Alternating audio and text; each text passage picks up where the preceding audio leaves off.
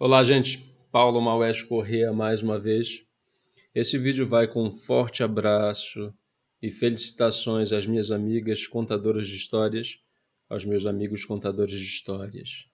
Se vocês não sabem, existe o Dia do Contador de Histórias.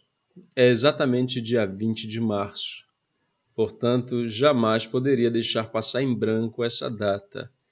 E fiquei pensando, mas como é que eu vou fazer para homenagear essa categoria de pessoas que eu admiro, pessoas pelas quais eu tenho grande apreço, porque reconheço a importância dos contadores de história para a nossa formação escolar, para a nossa formação cultural, para a nossa formação cidadã.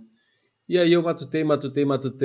Poxa, cheguei à conclusão de que a melhor forma que eu poderia adotar para fazer isso é lançando mão de um livro que eu adoro, que é esse aqui, Da Fera à Loira, da Marina Warner.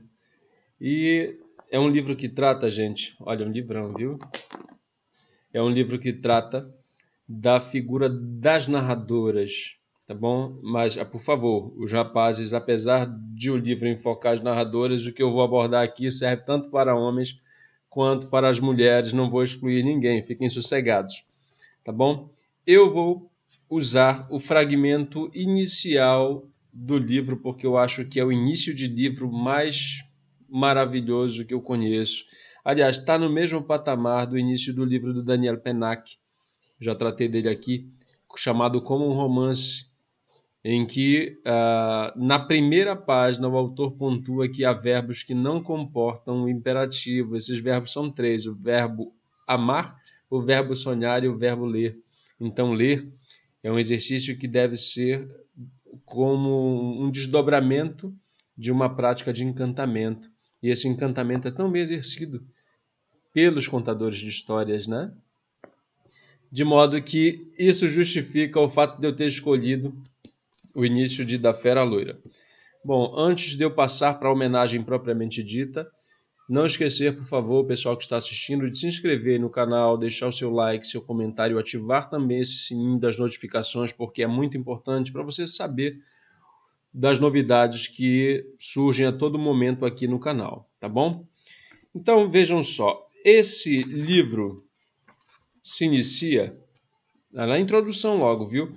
Com a alusão a um conto de fadas registrado pela Angela Carter. São contos de fadas de vários lugares e a Marina Warner se reporta especificamente a esse que aconteceu, que foi registrado ali no Quênia.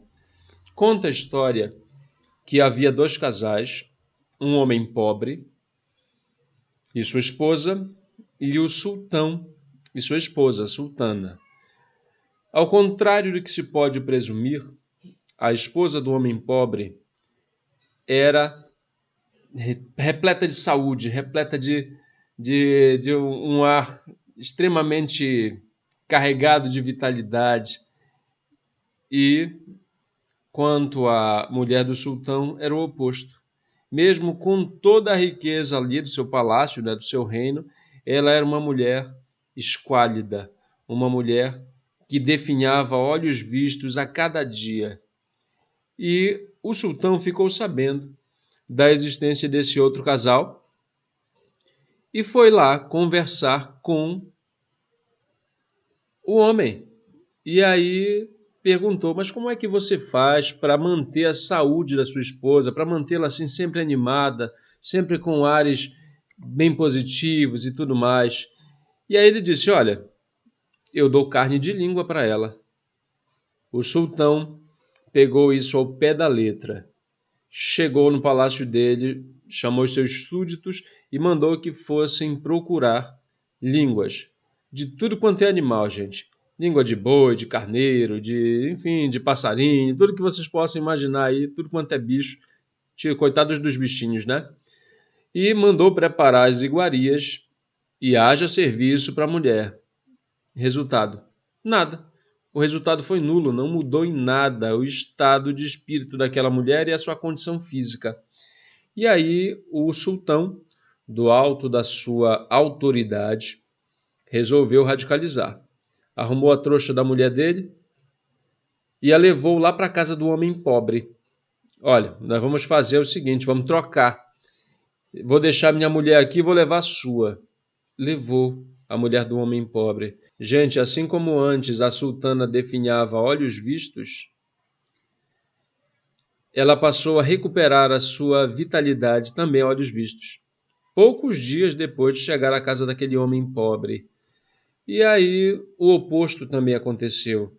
A mulher do homem pobre, que era cheia de energia, cheia de vida, começou, tal como uma flor, a murchar no palácio do sultão. Como explicar isso? É que o sultão não entendeu que carne de língua era uma metáfora para contação de histórias. Contar histórias, gente, é um alimento.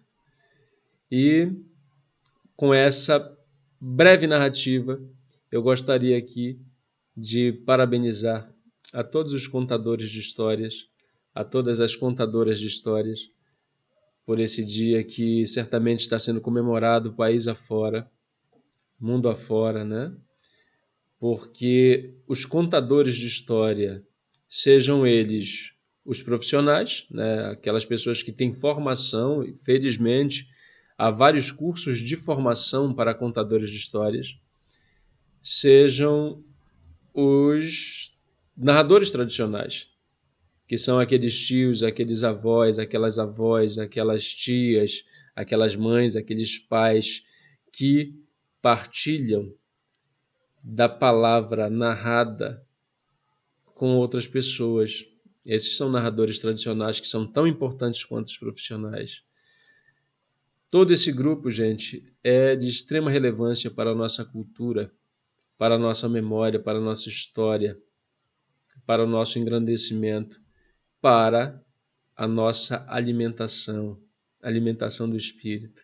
E eu gostaria de fechar realmente lendo um fragmento da Marina Warner, que diz o seguinte: ao recusar o silêncio, ele, aquele homem pobre, afugentava a melancolia.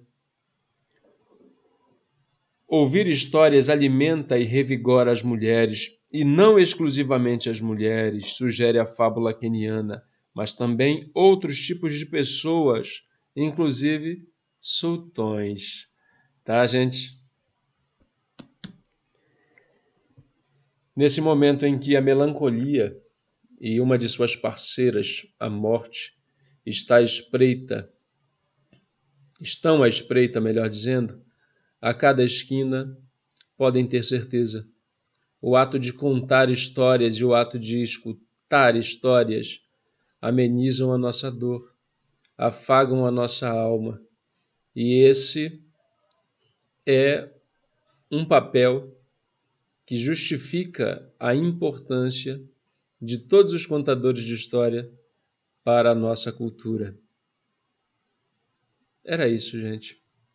Muito feliz de poder prestar essa homenagem a essas pessoas que eu considero tão importantes e que, lamentavelmente, não recebem o mesmo tipo de consideração de inúmeras pessoas, inclusive autoridades, né? Vamos torcer para que dias melhores venham e que nós possamos contar histórias, inclusive em praça pública, né? Contar histórias nas escolas, contar histórias em tudo quanto é lugar, e não só aqui nesse ambiente virtual, né? Porque é esse o ambiente que nos é seguro no momento. Legal contar aqui, mas contar olhando nos olhos das pessoas, em torno de uma fogueira, gente. Eita, bom, devaneio meu.